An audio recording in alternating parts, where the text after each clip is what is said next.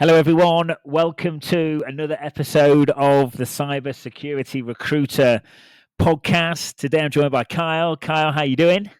Very good, thank you. How are you?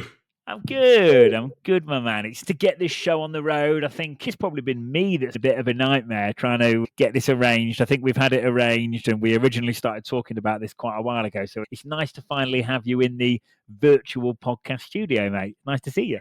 Yeah, glad to be here. Thank you. Cool. So for people that don't know you, Kyle Lai started off in the 90s at PwC as a senior consultant, progressed on to Digital Equipment Corp, the Amaral Group. You were a security consultant, a senior consultant at NSTAR. You were then a senior consultant at Boeing. You spent some time as an auditor and senior consultant at Miki Technologies. You were at Fidley Investments for a few years. You then progressed up to a management level at the DISA. You were then progressed again onto a CISO role at the Heller School of Social Policies Management at Brandeis University. You then spent some time at Pasira. You were a very senior position there. You were a global CISO and you were head of the cybersecurity services there. You were also a advisory board member on the technical side for Micro Focus. You spent some time with Zoom. You are currently an investor at PFP Cybersecurity. You're also an investor at Selectex. And heavily involved with CMMC in various different ways. You're a board member of Lone Star College, where you provide advisory initiatives over there. You are also a CMMC 3PAO Advisory Council member. You have been for around 3.5 years, and you are currently the president and CISO of CLC Consulting, that is an authorized C3PAO. Kyle, welcome to the show. Oh, thank you. Yeah. It's thank you for the long introduction. No worries at all. It's safe for any of the listeners that didn't notice. I think it's safe to say that we've got a CMMC expert on the show today, and I'm looking forward to unpacking it. And it sounds like you're quite a bit busy man. I'm imagining your time management must be pretty good. Trying. Yeah, I can do better. Yeah. Cool. But Kyle, before we dive into some CMMC stuff, I know it's like super duper topical at the minute. I know before we just came on air, I was telling you about some assignments that we're working on the hiring side, CMMC related, mainly geared up towards readiness assessments on a consulting basis. But before we dive into it, mate, it'd be nice to kind of, who are you and what do you get up to on a day-to-day basis, and what's a day like in the life of Kyle right now? Yeah, so I'm heavily involved in CMMC, so usually I will be looking at if there are any news or any surprises, because nowadays you never know what's going to come out from CMMC world. I was actually a little bit involved in the CMMC program in Taiwan as well, originally from Taiwan. So yeah, that's always very interesting to involve in the foreign CMMC requirements. But yeah, I think we are doing a lot of the consulting for our clients on the CMMC readiness, and we are getting busy. We have quite a few companies already signed up for Joint Surveillance Voluntary Assessment. That's an early CMMC adoption program. And also CMMC companies are signing up for CMMC certification assessment. So we are lining up companies for 2025. So CMMC should be starting around early 2025. So people are getting ready. Yeah, no, definitely. I know me and you have been talking about it for quite a while, but it is actually nice to see that even some of the non-believers are actually starting to realize that this is all real, this is actually all happening, and perhaps they should start taking it seriously. But it's definitely there now. I'm thinking, yeah? Yeah, we started back in mid-2020. So that's 4 years ago. That's when CMMC 1.0 just starting. So we have been involved since the beginning. So it's a little bit long overdue, in my opinion, but it's finally here. So we should get the CMMC finalized by the beginning of 2025.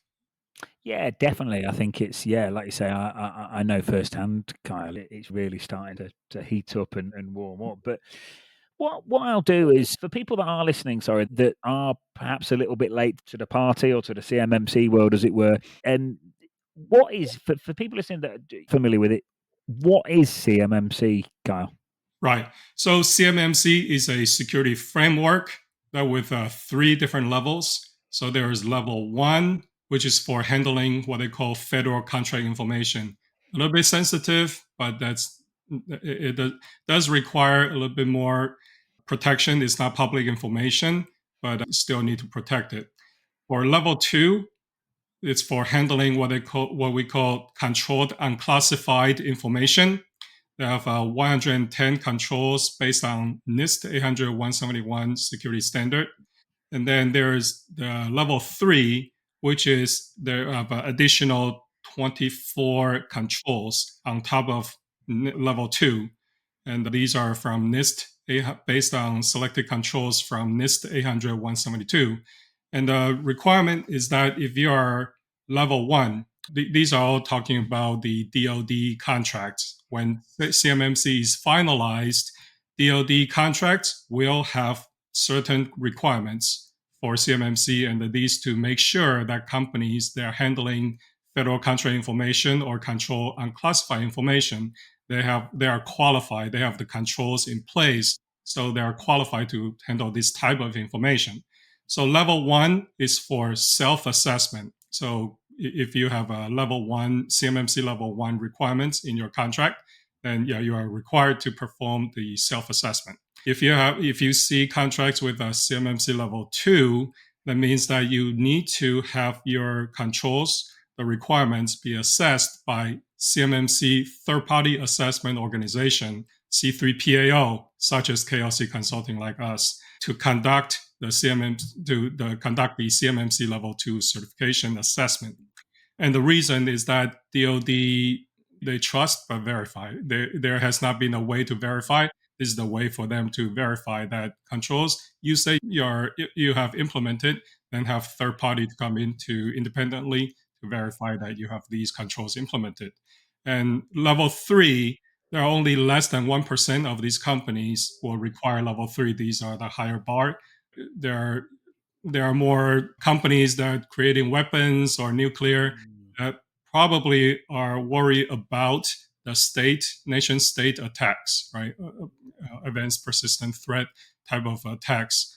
So level 3 will require a level 2 certification. Then we'll conduct the assessment on these level 3 companies that require level 3.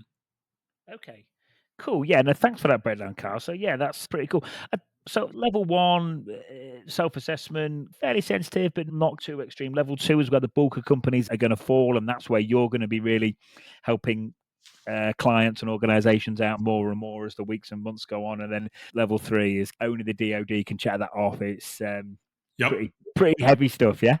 Yes. Yep. Absolutely. We're going to focus on level 2 and level. Cool. Yeah, no, very good. One thing you mentioned though is you mentioned NIST 800-171, and I know there's a hell of a lot of overlap between CMMC and NIST 800-171. And for kind of candidates listening, like I feel like the compliance space, all in all, is pretty hot at the minute. I'm just thinking of a couple of consultancies at the minute that we're doing work with, and I know firsthand that they're really busy. And I know there's a lot of overlap between 171, I think SOC 2, and to a certain extent, if you're understanding NIST 53. What I'm getting at is for candidates listening, Kyle, am I right in thinking there's a lot of transferable skills here? They can hop into this space, not easily, but if they're willing to put a bit of work in, they can hop in a lot quicker than they perhaps would think. Would you say that's fair? Yes. Yeah, absolutely. So there's a risk management framework that's based on NIST 853. So so if you have those skills, you understand how to put together the system security plan for 853.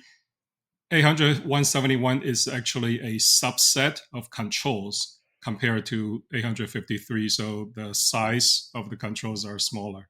There are only 110 controls versus 500 controls, maybe more. Depends on the level of security that you need for 853. So yeah, it's a subset of the 853. So if you have experience with 853, it's definitely something that you can transfer. The knowledge is transferable to 800 171. Yeah, cool. Yeah, I think it's a good opportunity for people to grow, enhance, progress, ensure that they keep busy and create like a force field around their own job security and career progression. I think it's a good chance for people. Yep, absolutely. Yeah, Mm. this is actually a very exciting area, and a lot of defense contractors need a lot of help. They do, and I think I would imagine, make just before Christmas, like November. I imagine you're going to be a pretty hard guy to get on the phone. I'll only ring you if I need you, mate. Okay? Okay, yeah, absolutely. Yeah, I think we're going to be ready. Yeah, Yep. Kyle. So it sounds to me like if you're at level 3, you probably know you're at level 3. But for companies out there that aren't quite sure what level they sit at, or they're not quite sure if they're handling or controlling unclassified information and stuff like that. If I'm a company listening to this now, how do I know whether I'm level 1, level 3? How do I know if I'm doing the right thing? Where do I start with that kind of thought process? Yeah. So usually the level that you need to comply with are defined in the contract. So yeah, right now, if you see the contract, most of the DoD contracts will have the DFAR 252.204.7012 or 252.204.7020. If you see those, that means that there is a chance that you are touching the controlled unclassified information, CUI. Okay. You may not, because they probably putting this in all contracts today. Okay. But you do need to clarify with the contracting officer just to make sure that, hey, do I have CUI? Because that's going to be a little bit confusing if you don't know. But federal contract information are information that you created for government, or it's the government owned or created information that need to be protected but not too sensitive, right? But CUI is controlled unclassified information that will be marked. The document, they should, when CMMC is finalized, most likely the new documents will be marked with a CUI. And if you see CUI, yeah, you're touching CUI. And hopefully you are capable of meeting all the requirements before you touch the CUI, because the bar is a little bit higher for touching the CUI. You Yeah, need to have cool. a CMMC level 2 or higher, level 2 or level 3 to touch the CUI. Okay, cool. Yeah, so essentially, really do your due diligence and your contracts as early as possible. Which brings me on quite nicely to the next question, which is, what do I need if I am level 2? What do I need to do to prepare? How long do I need? Yeah, what's your advice there, buddy? Yeah, so if you are getting ready for CMMC level 2, that means that you need to create the scope. You have to first define your scope, right? What is my scope? Because you don't need to have everything be in your scope. For example, sometimes we talk to companies. It's like everything is in scope. However, is your financial system in scope? Is your accounting, your HR in scope? If not, don't make them in scope, because they don't need to be in scope. Okay. So define your scope only where CUI, your control and classify information, resides. That is your scope. You can further segment your network. So only the network that hosted CUI information, store, transmit, or store or process, store or transmit CUI. That's the area. That's the area of the network that you need to secure, right? And that is your scope. So try to reduce your scope as much as possible. And you have to create asset list. There are 5 different type of assets, right? So there are CUI assets, security protection assets, contractor risk management assets, specialized assets, and out of scope assets. So those are the assets you need to define. You have to put together a scope diagram and a boundary diagram, right? And create system security plan, your policy and procedures, understand how to get the support document to provide this information to the assessors, right, during the assessment. So that is what you need to put together. But documentation usually is the part that take the most time, because, and also implementation depends on your budget, because you might need to get a new tool that are meeting the CMMC requirements, right? There are some Okay. budget cycles that you have to do. So usually what we see is that between 6 to 18 months depends on how much work you have done previously, right? If you already have ISO 27001, you have SOC 2 and all these different requirements in place, NIST cybersecurity framework, you are in better shape. It will take you less time. But if you just, I'm just starting and I have 3 people company, it will take you a little bit more time. Usually we see 12 months is the norm. Larger companies, they're a little bit more complex. It might take up to 18 months or 2 years. But usually I would say 6 to 18 months, that's a good estimate. Okay, yeah, that makes complete sense, Carl. So if you're SOC 2 compliant, the controls, the aggregate difference between the controls Oh, needs yes. mapping. You can make up the difference, saves lots of time, bang, off you go. If you've done nothing before, then please start thinking about this ASAP. Exactly. Cool. Okay, my friend. Scope, you mentioned the scope diagram and the support document. It's really interesting to hear that clients say, oh, yeah, everything's in scope when it's not. This almost sounds like when you turn up to a pen test and nothing's ready and stuff like that. I'm grasping that. I just know from doing the job for a long time that this type of stuff really matters. It makes a big Oh, difference, yeah. I'm imagining. Yeah.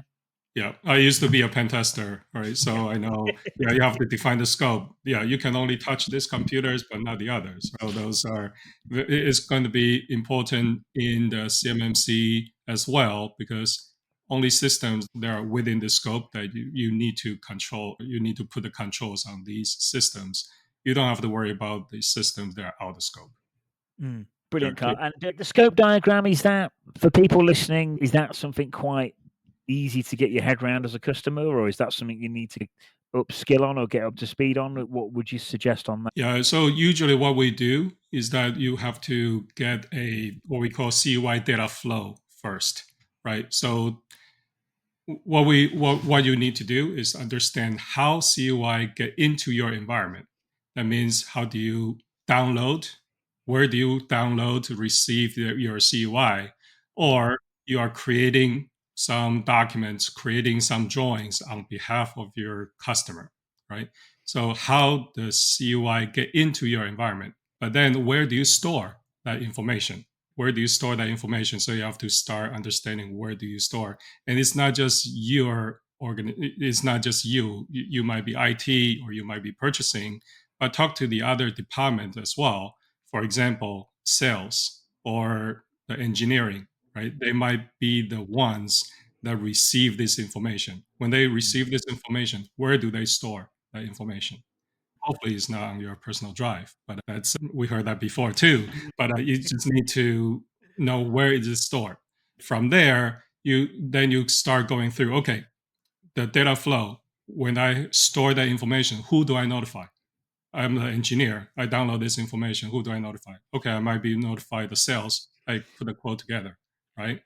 And now the sales put a quote together. They win the quote. They win the business. Engineering start doing the drawing, right? Engineering, once they finish the drawing, they might send the information, notify the manufacturing. I'm talking about the manufacturing environment, right? So they might contact the manufacturing floor supervisor, say the drawing's there, start preparing to create these parts, right? So they touch this. What do they do with it? Where do they store? What is their process? There might be additional software they use, right? And that once they finish, they might just go to say, hey, quality assurance. Now you're next, right? We're done. Go do your quality assurance. They might use a separate software and store their test results somewhere that's maybe considered CUI as well. So and when the quality assurance, when they're done, go to shipping. Okay, you ship it out. What do you do after shipping? Do you destroy the data? Do you archive the information somewhere? So once you go through this, data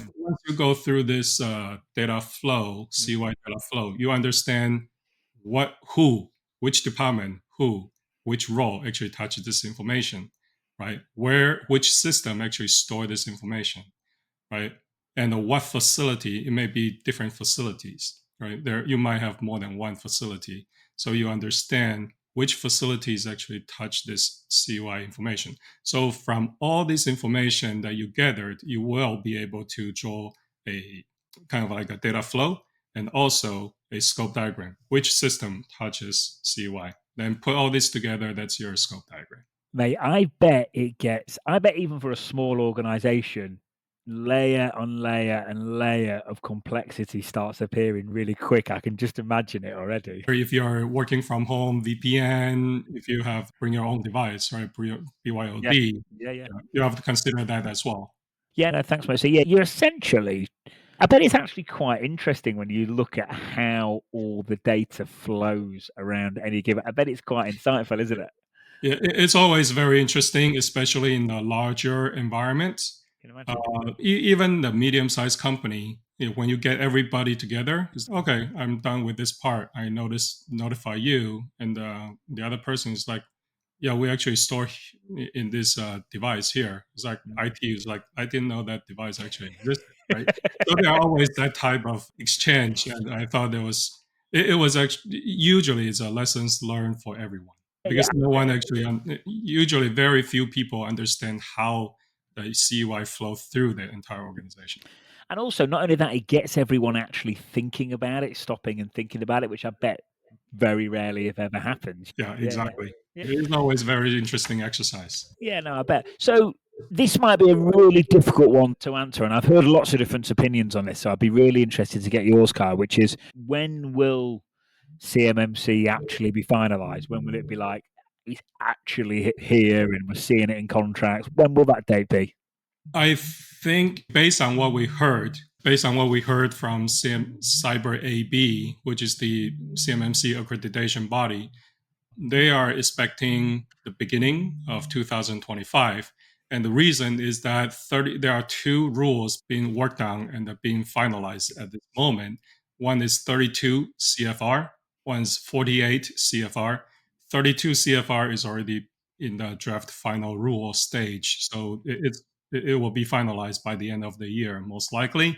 And the 48 CFR, the proposed rule, already been published on August 15th. So most likely will be done by the end of the year as well, after the public comment period and the final rule drafting.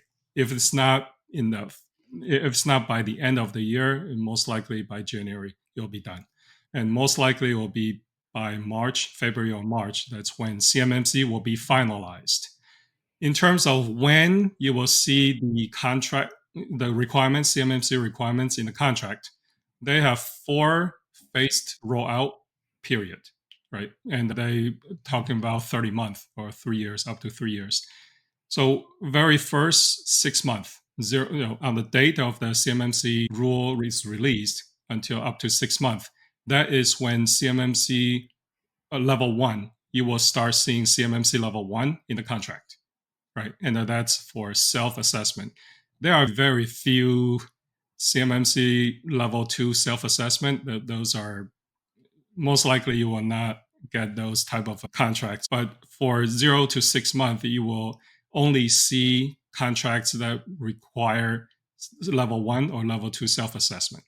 Then 7th month to the 18 months. So for the next year, after the 6 month, for the next 12 months, so month 7 to month 18, you will start seeing CMMC level 2 certification assessment for new contracts. Then from 19th month to month 30, you will start seeing CMMC level 2 for existing contracts, because there are some contracts that might be already going, right? So those are CMMC level 2 for existing contracts, and the level 3 certification assessment in the requirements certification in the contract. And after 30th month, all DoD contracts and option extensions will have CMMC requirement. Okay, wow. Okay, so I can see like some people that have won a new contract, perhaps leaving this. I think that's the people that could potentially get caught short, maybe not expecting to win it. They win it and wow, I don't know, like. Right. But the interesting thing is that some people is like, oh, this 6 months after the CMMC is released, so I still have time, right? However, the CMMC requirement is that if you want to win the contract, you must have the CMMC certification or self-assessment at the time of the award. So if you don't start early, you miss the award date. So at the time of the award, at the date of the contract award, if you do not have a CMMC, if it requires the CMMC level 2 certification and you don't have it, you won't be able to get the contract. It's interesting. You know what it is, Carl? I don't know if you agree with this, but it's almost like no matter how much we talk about it, people will just leave it. If we go back to pen testing, this almost reminds me of Q4 for PCI DSS. It doesn't matter how much you tell customers, there's got to be PCI DSS has got to be done this year. Everyone's ringing up in Q4. Just wait until the last second. Yeah, but I think the interesting thing here is that some companies, they may not know how long it takes to get the CMMC readiness, to get ready for CMMC. So yeah, they need to take that into consideration. Well, no, they do. No, they do, definitely. And I say even with the phase rollout, it's like you said, we were saying if you've not had SOC 2 or any of the NIST, you're not NIST compliant, you're looking at 12 months just to get ready, you said, didn't you? So people have got to start getting on board. Oh yeah, sooner rather than later, you know. Oh yeah. The time is coming, and it's going to take time to implement the CMMC. Yeah, no, it is. Do you think it'll be like an absolute? Do you think it'll just be like a crazy stampede, Kyle, like this time next year? I believe so, because the prime contractors, they are already asking. They're already asking the subcontractors, when are you going to get your CMMC? They're asking already. And the reason is that if prime contractor wants to get any DoD contracts, they have to get CMMC certified, and also their subs have to be CMMC certified, or whoever they use have to be CMMC certified. If they are not using, if you are a subcontractor of the prime, and by the time of the contract award, you don't have CMMC certification that's required, then most likely this prime contractor will not use you as a subcontractor. It's going to be put themselves at risk. Yeah, it's going to be so interesting. I presume, are you doing a lot of? I mean, I know you do a lot of podcasts and stuff like that. Are you creating a lot of awareness amongst your customers, I suppose, by reaching out and letting them know what's going on? It's all you can do is educate and make people aware, isn't it? And right now, prime contractors, they are doing, I would say they are doing more now, because they need to make sure that their existing subcontractors are up to par and they're getting ready for the certification. Right. So, and right now they are using, they have their own tracking. It's still a challenge, but they are tracking the compliance or where you are with the CMMC. They are tracking very closely now. It's still not perfect, but they're trying. So their goal is to make sure they don't lose the subcontractors, right? They need, however, they cannot put themselves at risk of winning the contract or existing contract. So they're pushing very hard to the subcontractors to comply. Cool. Thanks, mate. If I need to meet CMMC level 2 when it comes to cloud service providers or MSPs or MSSPs, what kind of tips, hints, and advice and information can you give the listeners there? Yeah. So whenever you see as a service, right? So cloud, if you are using Azure, AWS, or Google, the GCP, Google Cloud GCP, then you need to make sure that whatever cloud service provider you use have FedRAMP moderate or higher. That is the requirement. There is a requirement based on the 32 CFR proposed rule. Most likely it will stick in the final rule. So if you have an environment, a cloud services provider that has an environment that touch CY, then you need to have the FedRAMP moderate or higher, FedRAMP moderate or FedRAMP high.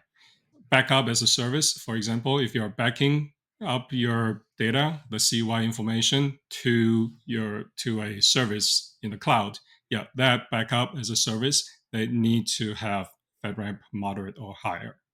Right. Okay. So that's on the cloud service provider.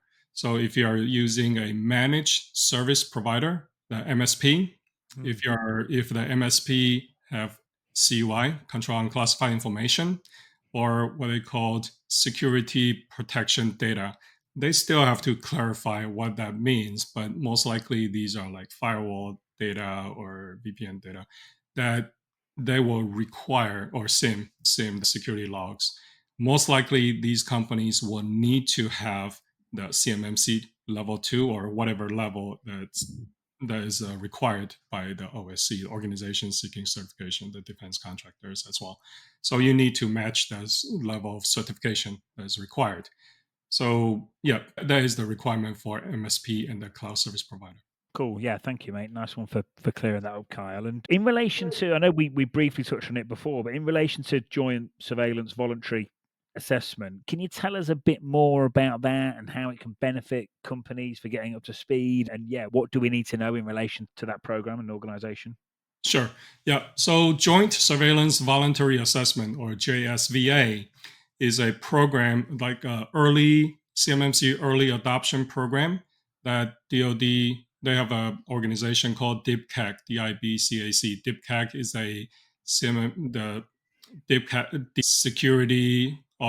security assessment organization, right? So DIBCAC will work with C3PL, authorized C3PL like us, will conduct the assessment based on MC assessment guide, scoping guide. We will just pretty much assess based on the CMMC requirements. And the DoD that will be there with us at the time when you have a perfect score, 110. That means that DoD DIBCAC organization, they will give you a designation, say you have completed DoD high confidence assessment, but it's really a joint surveillance voluntary assessment. Okay. They will noted that you have gone through the joint surveillance voluntary assessment.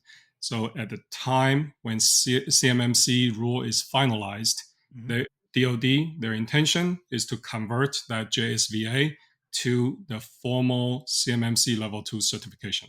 So it will be a lot easier in the early adoption, so you don't have to go through and fight through the crowd to get the certification. Yeah. That sounds, basically just that's the way to be ultra proactive and just prevent any stress. If there is any situations or issues that crop up, you can find them out now rather than later, yeah? Yeah, exactly. And this program will end when the CMMC rule is finalized. So if you are ready, I think you can still take advantage of this joint surveillance voluntary assessment to probably through the end of the year or the beginning of the year. When CMMC rule is finalized, that's when JSVA will end. But there's still time. Yeah, if you want to get started early, don't want to fight the crowd to get the CMMC certification assessment, then yeah, this is the time to get the joint surveillance. Cool. Thank you, mate.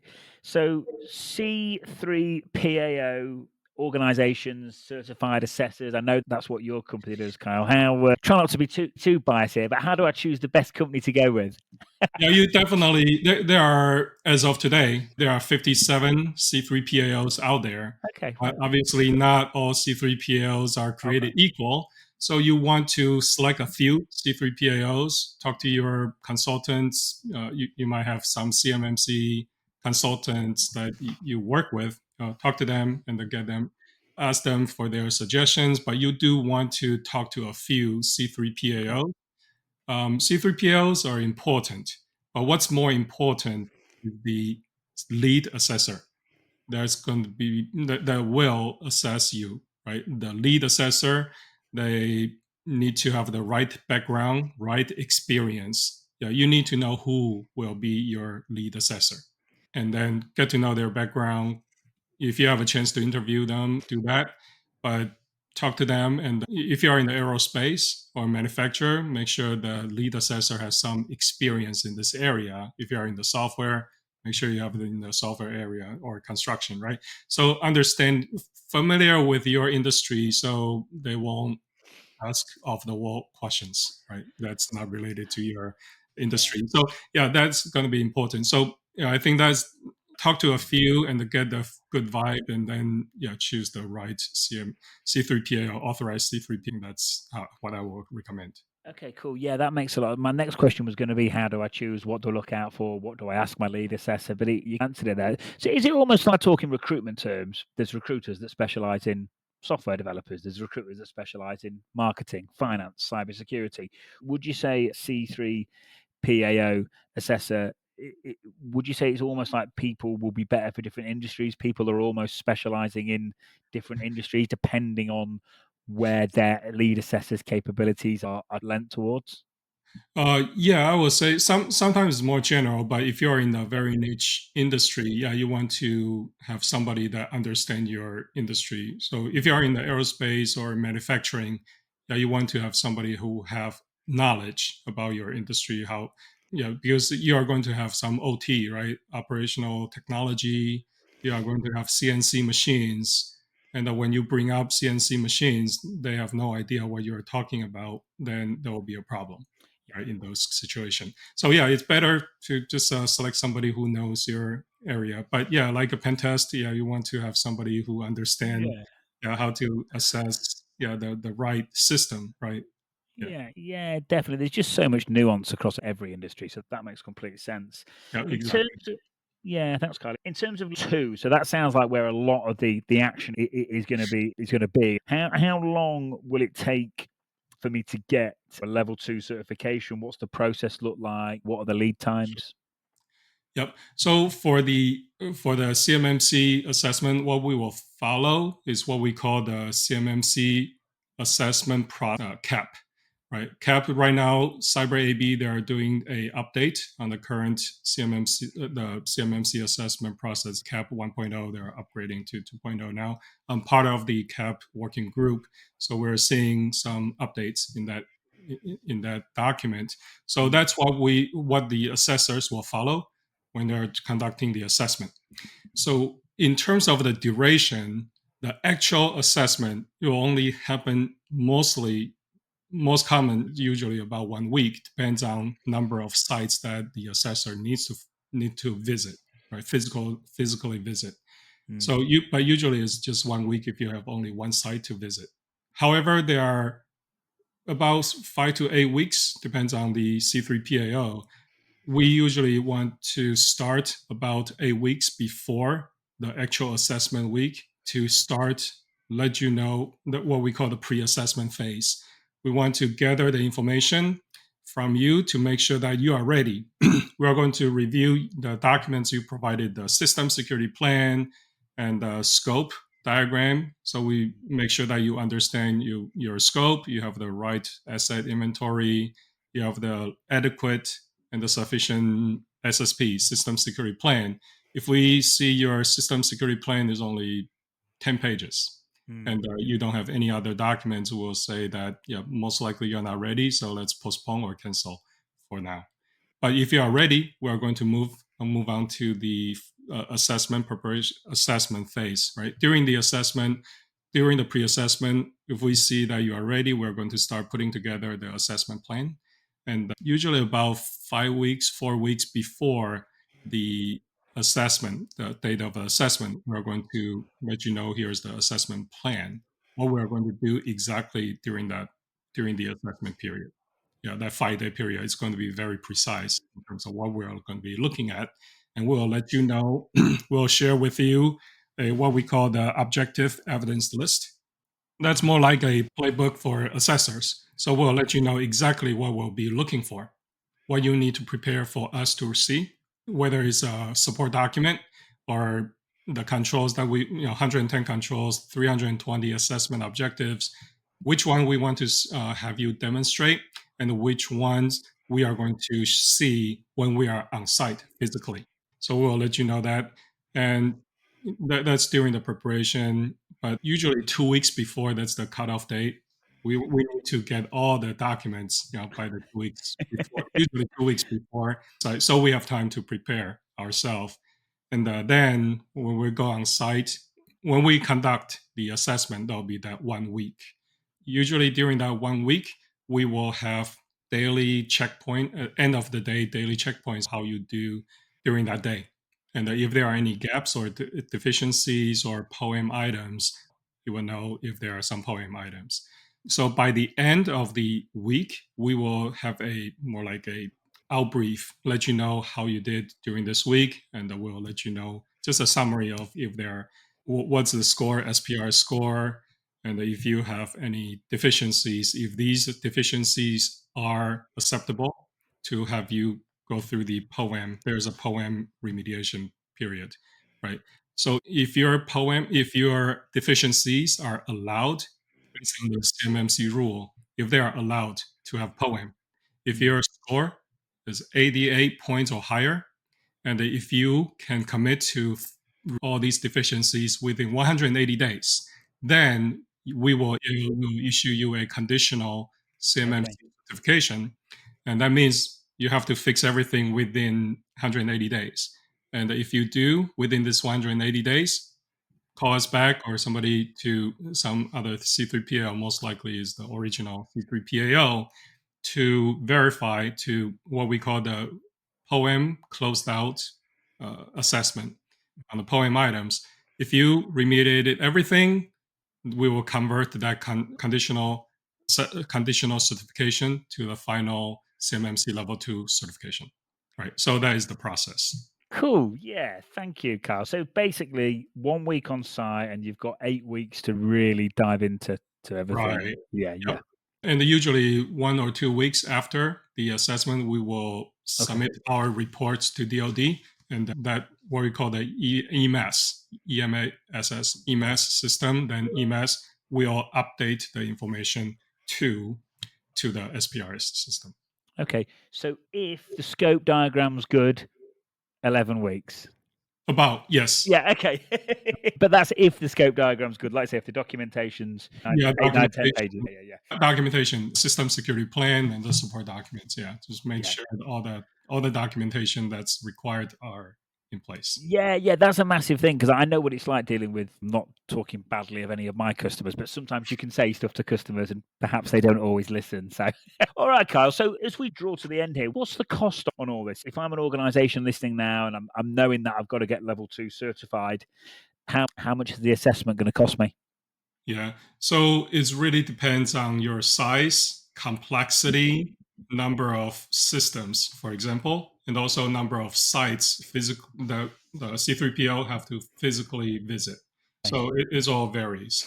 But usually, just a rough estimate, you probably want to budget for 40, 50,000 up to 100,000. Depends on the size, obviously. It's a big range, but that's like the range that we see in this assessment area. Cool. Thank you, Carl. This has been a real good deep dive into it. Is there just a little kind of off the cuff? Is there anything you're seeing that kind of customers are perhaps going wrong, or have you got any advice? Not even going wrong, but like any advice for people listening that where they really wish you could just tell everyone a certain thing and it would help everyone? Anything like that on your mind? Sure. Yeah, I would say there are a couple of things. Yeah, just start early. Don't assume that everything is going to be smooth, because that's rarely happen. You want to minimize surprises, but just give yourself enough time. If you want to be ahead of the game, just start it now and get yourself ready 6 months before 6 months after the CMMC is released. They are ready, because you can start getting the assessment. You can start getting the CMMC certification assessment right now through the Joint Surveillance, or right after the CMMC certification. That's most likely around March, right? March. So if you actually going to start winning the contracts, yeah, you don't want to wait too long, and especially if you're subcontractors, yeah, prime contractors, they are not going to wait. The second thing is that there is a rule, the 48 CFR that just got released August 15th to 4. There is a lot of mentioning about your subcontractors. How do you manage your subcontractors? Right now, I see there are some challenges there that might there might revise some of the languages, but right now what they're saying is that if you are a prime contractor or if you are a subcontractor and you do have subcontractors, suppliers working for you, you are responsible to make sure your subcontractors, they're in compliance. But DoD doesn't give you a tool to see their SPRS. You cannot see their SPRS score. So you need to find a way to manage your subcontractors. So this is going to be something that you need to pay attention to, because there is not an easy way to do it, but just start planning for it. Keep track of the companies that you sent the control unclassified information or just federal contract information. So you will need to let your subcontractor know, yep, you need CMMC level 1 or level 2, right, based on the information that you sent to them. So these are something that you need to start paying attention to. Yeah, thanks, Kyle. I think if there's no like specific tool or way of doing it, it probably largely goes back to the quality of the relationship and the quality of the communication. If you can't, how else? Communication is going to be massive, isn't it? Yeah, it is a challenge. It's going to be a challenge. And there is a clause right now. It's like if there is any lapse of the CMMC certification or its self-assessment, you have to notify your contracting officer within 72 hours. If you don't know how your subcontractors are doing, that will be a big problem. So so we don't know how that is going to filter out, but it's going to be a challenge for a lot of companies. Look, it's all this is coming in for all the right reasons, and I think for some companies it could harm them. It could create opportunity. If you're on the ball, on point, proactive, you could almost make it a selling point of your organization that you're on the phone, you're available. If you need us, if you want an update, let us know. We're here. Just ring us anytime. You could almost have that as another reason for you to be supporting the prime or whatever it might be. So I think it can, in a way, I think it can definitely create opportunity for the people with the right mindset, that are energized, that are up for it. Oh, absolutely. Yeah. So you just have to put your mind to it, because it's not an easy task if you have more than 10 or 20 or 1,000. Yeah. All right, Kyle. I hope you're getting a little bit of rest now while you can. Yeah, I hope so. I know there's going to be a floodgate open, and there'll be a lot of work, a lot of assessment. Yeah, there is, mate. It's certainly going to be an interesting. I just feel like the whole security space, and I know it's a bit cliche to mention AI and automation at the minute, but I think with AI and automation and compliance and just the political landscape and just what's going on globally at the minute, it's I feel like it's a fascinating market and a fascinating time. It's certainly not boring at the minute, is it? No, and I'm pretty sure CMMC will adapt to AI and start assessing AI risks. Yeah, I'm sure. And rightly, some of the video, I'm seeing some crazy videos on my LinkedIn feed at the minute with all sorts being done with AI. So compliance is very much needed in that space. For sure. Yep, absolutely. Cool. All right. Yeah. Listen, it's been really good. Do you think we've I know we've probably covered everything in kind of an hour or so, but have we done a reasonable job? Have I done okay? Yes. Yeah, I think so. We do put together the assessment, the playbook for assessors available for download on our website. So, so if you are preparing for CMMC readiness right now, and you want to see what assessors are looking for, just go to our website, klcconsulting.net, and just click on the resources. You should be able to see the toolkits that you will be able to download. You will be able to see the playbook for CMMC assessors.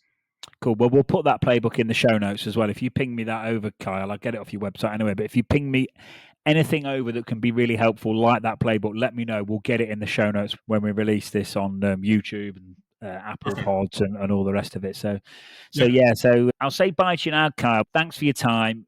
Very insightful, very informative, and you've educated me on certain things as well, which has been great. Thanks again, and nice to see you as always, and I'm sure we'll catch up soon. Great. All right. Thank you so much, Thomas.